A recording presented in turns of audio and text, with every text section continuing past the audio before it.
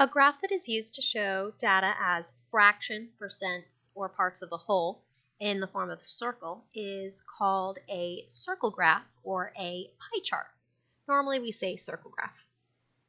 A graph that is used to show how many of each category or the difference between categories. So I could see how much a category is worth or the difference, how much smaller, how much bigger a category is in a bar graph.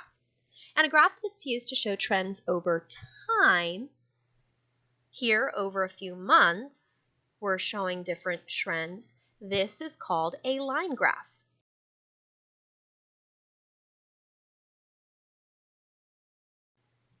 If you've used colors or shading in a graph, this explains what those colors or shadings represent.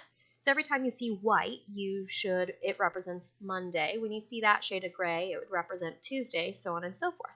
And this is called the key. If I want to see the fraction of students who like chocolate chip cookies, I would best display this in a circle graph. If I wanted to see the difference between how many people like strawberry and chocolate ice cream, I could see that best in a bar graph. I want to see how tall I've been over time. I want to track that over time. I would use a line graph. And if I wanted to see how many people out of the whole group like dogs as pets, and there's a little typo here. So let's write in how. So if I want to see how many people out of the whole group, so how many people liked dogs out of the whole group, that is written as a fraction. And if I wanted to find the fraction of people who like dogs, then I would best see that in a circle graph. If I want to see how much gas prices have been over the past few years, that would be tracked over a period of time, and I'd use a line graph. Here we see a bar graph. And the bar graph best shows categorical data. This type of graph is best used to show the value of each category and the differences between the values in each category. So I see comedy is 20, and then the difference between comedy and romance would be 10. Now the title tells us that the graph displays the number of movies that were rented at Greenbox for the month of March. So this is the title that shows us that. The vertical axis label tells us that we are counting the number of movies rented for each of those categories. So here is the vertical axis label, or movies rented. The scale is telling us that we are counting by 5. So here, going from 0 to 5, we see that the scale, or what we're counting by, is 5. And the horizontal axis label tells us that the categories are types of movies. So each of the categories or the bars are going to be different types of movies, and we can tell that by the horizontal axis label. And the categories listed in the graph are comedy, romance, action, and drama. So here we have the different categories for our bar graph. Here we see that we're tracking something over time, and we're drawing a line to show that, and this is a line graph, which is best used to show data over periods of time. The title tells us that the data that's being displayed is John's weight in kilograms. So here we look at the title to find that out. And the vertical axis label tells us that we are tracking his weight in kilograms.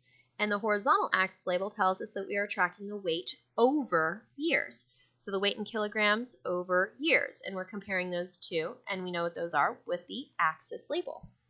The vertical axis is showing a range from 66 kilograms to 76 kilograms.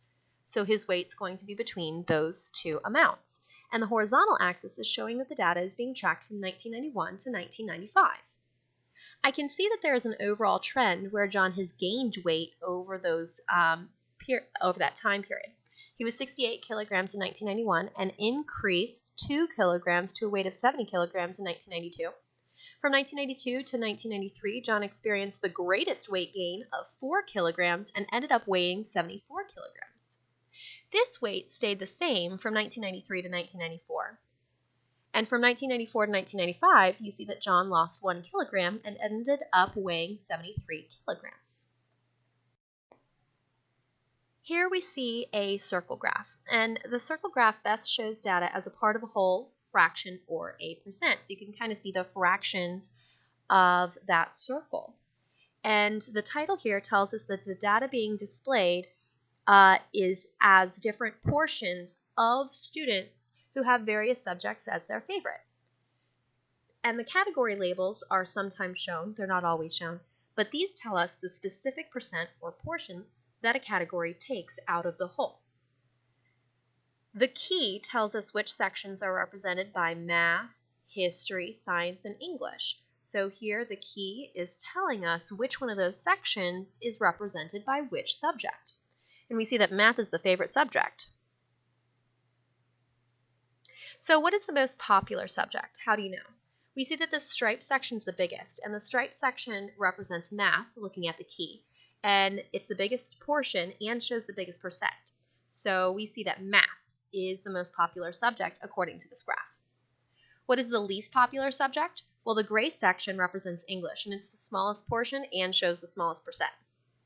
And what percentage of students did not say that science was their favorite subject? Well, if there's 20% of students said science, all subjects that are not science are 15% for English, 40% for math, and 25% for history. So I could add that up and get 80% total of the ones that do not say that, or 100% minus 20% that said science to give us that 80%. What fraction of students said that math was their favorite subject? So 40%, and percent means out of 100. So 40% means 40 out of 100. And if I want that fraction, I'm going to simplify. I'm going to divide the top and bottom by 2. So 40 divided by 10 is 4, and 100 divided by 10 is 10. Then I can divide the top and bottom by 2, and I'll end up with 2/5. And if there's 100 students, how many students said that their favorite subject was math?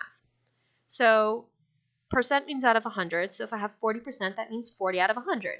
So if there's 100 total students, 40 out of those 100 total students said that math was their favorite.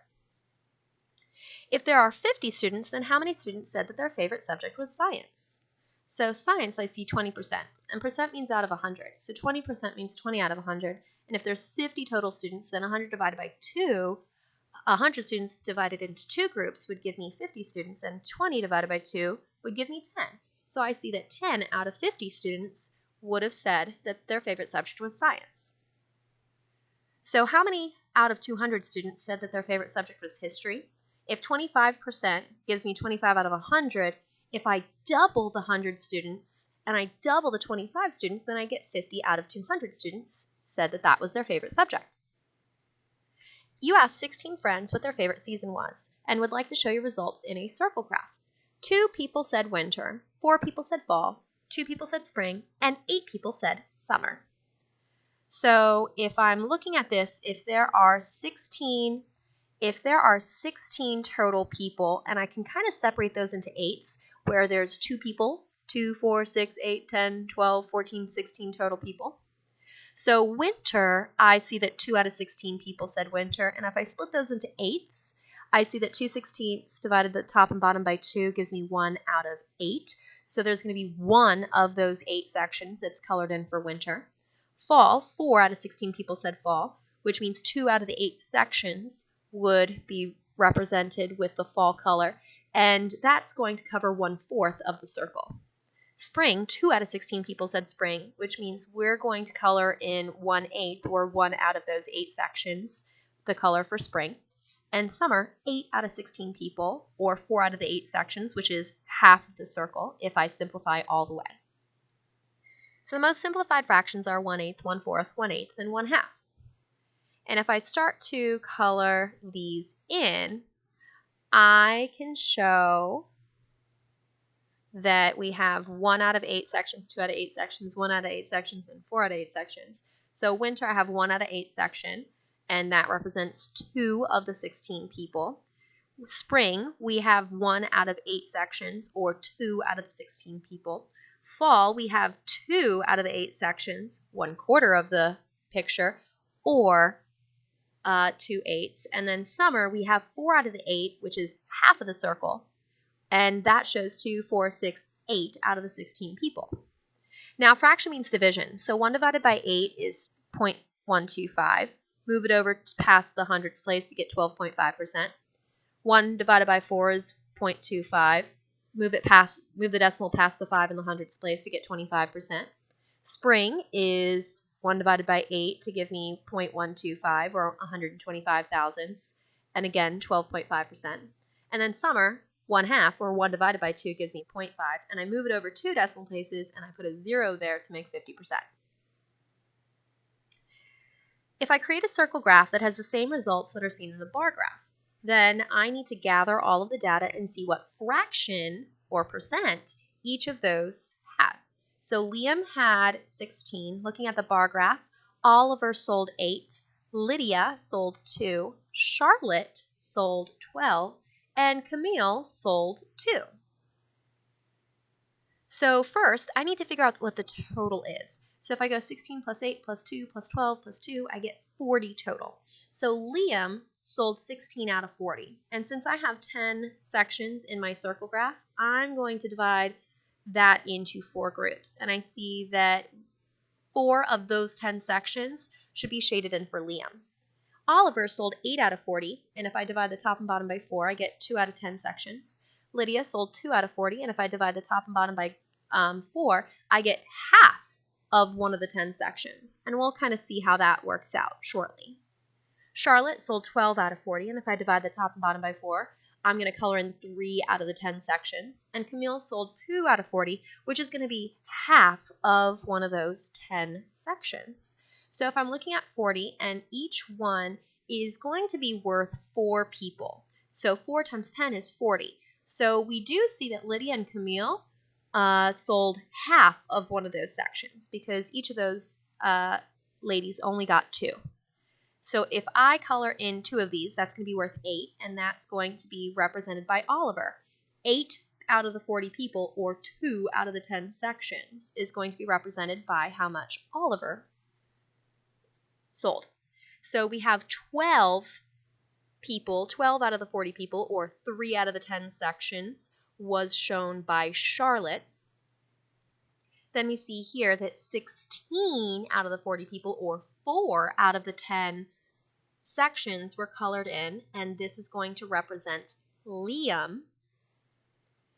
And then here, 2 out of the 40, or half of one of the 10 sections, for each Lydia and Camille.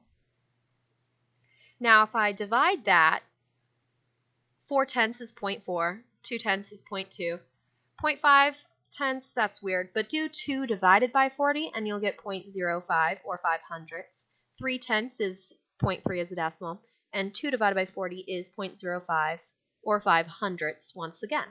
So I'm going to move this past the hundredths place. So I move it past the tenths place and past the hundredths place. I get 40% and 20%. Here I get only 5%. I get 30%, and then I get another 5%. And then we